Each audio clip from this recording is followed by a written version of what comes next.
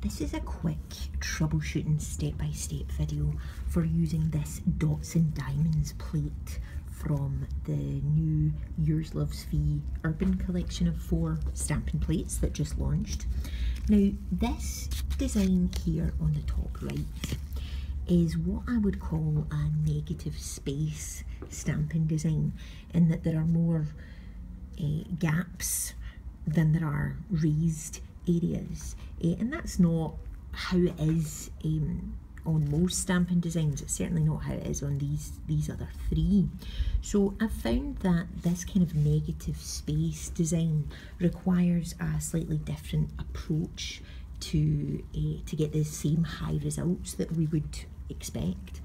So the look that we're going to create is this one. Now this has been one of my most requested looks recently. It is a black background with beautiful rainbow chrome diamonds.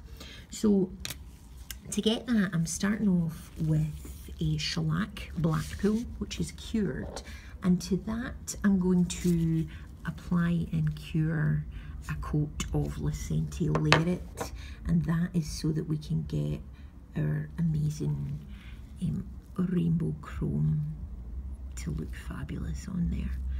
So applying my Layer It, I'm going to cure that using the number 3 setting in my CND LED lamp, and we'll get our polish onto our stamper.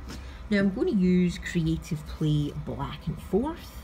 That is my preference for a black polish to stamp with. Now you can absolutely use a more opaque black polish to stamp with if you choose to.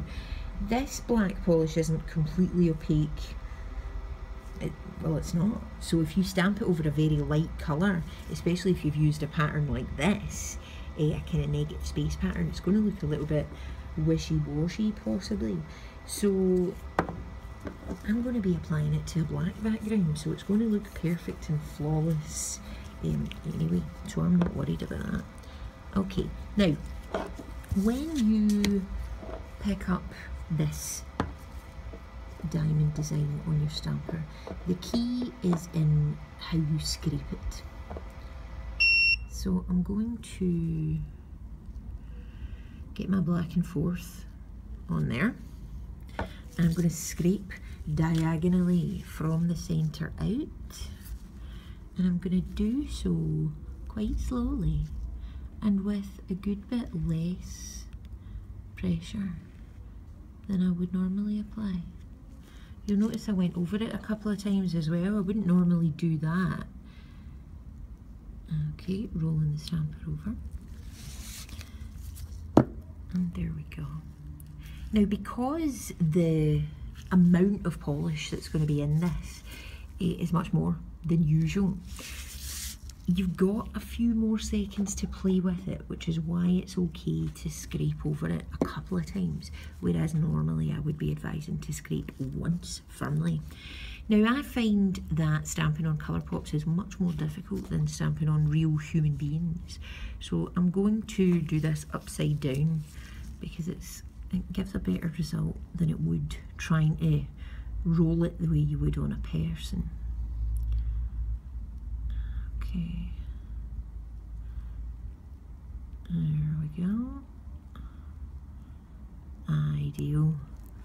So you can see there where the design has taken, and where it hasn't. There we go, that's come off great.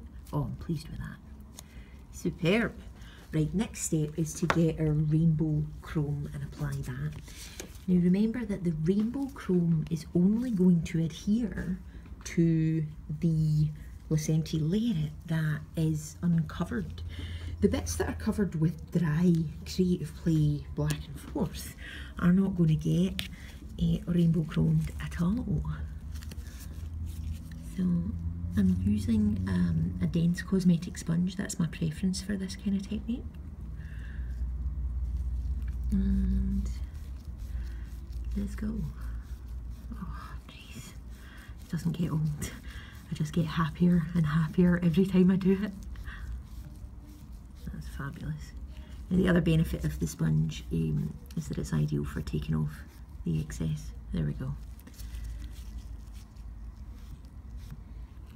Perfect. I'm really, really very happy with that indeed. So now we would be ready for Shellac Top Coat.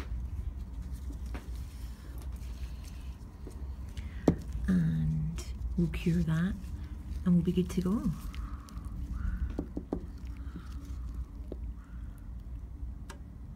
Wobbly camera there. Okay. Shellac Top Coat only adding to the reflectiveness of that rainbow chrome powder.